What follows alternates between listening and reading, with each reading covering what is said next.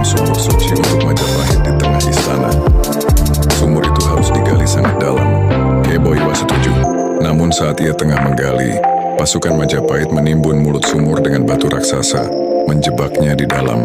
Tangis Diasasi tak mampu menghentikan intrik yang sudah ditetapkan. Kebo Iwa mengamuk dari dasar bumi. Kalian telah mengubur penjaga tanah, maka kalian akan dijaga oleh kemarahan.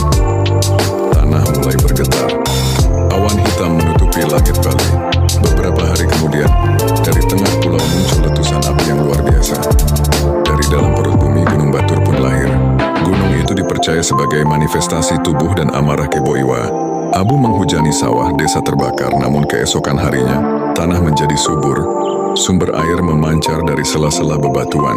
Kematian Kebo Iwa memberi kehidupan tapi juga memperingatkan.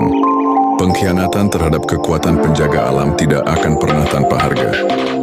Diasasi meninggalkan Majapahit dan mengasingkan diri di lereng Gunung Batur.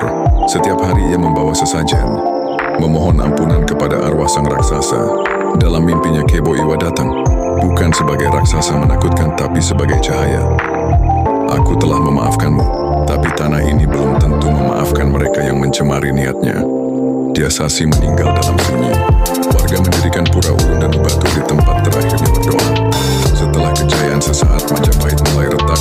Hama menyerang, wabah menyebar. Perebutan kekuasaan makin tajam. Gajah Mada jatuh sakit, dihantui bisikan di malam hari. Suara dari dalam bumi. Kau telah menanam pengkhianatan di tanah, maka akar pohonmu akan membusuk. Resi dan petapa mulai menyalahkan hilangnya keseimbangan alam karena pengkhianatan terhadap sosok penjaga tanah. Kebo Iwa. Rakyat Bali mulai menciptakan kidung-kidung tentang Kebo Iwa. Ia bukan dewa tapi roh penjaga tanah Bali yang hadir saat ketulusan terancam.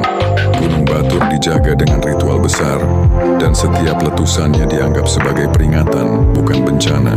Sejak itu ada ungkapan di Bali, jika kau ingin hidup damai di tanah ini, jangan melupakan raksasa yang pernah menangis di dalamnya. Kini Gunung Batur menjadi bagian tak terpisahkan dari jiwa Bali. Ia menjadi sumber air, sumber kesuburan sekaligus pengingat akan harga sebuah pengkhianatan. Legenda Kebo Iwa hidup dalam nyanyian, tarian, dan doa-doa. Dan jika suatu malam terdengar gemuruh dari arah gunung, para tetua akan berkata pada cucu-cucunya, itu bukan suara magma, itu Kebo Iwa yang masih berjaga. Ia menunggu untuk melihat apakah manusia sudah belajar menjaga apa yang dulu ia lindungi.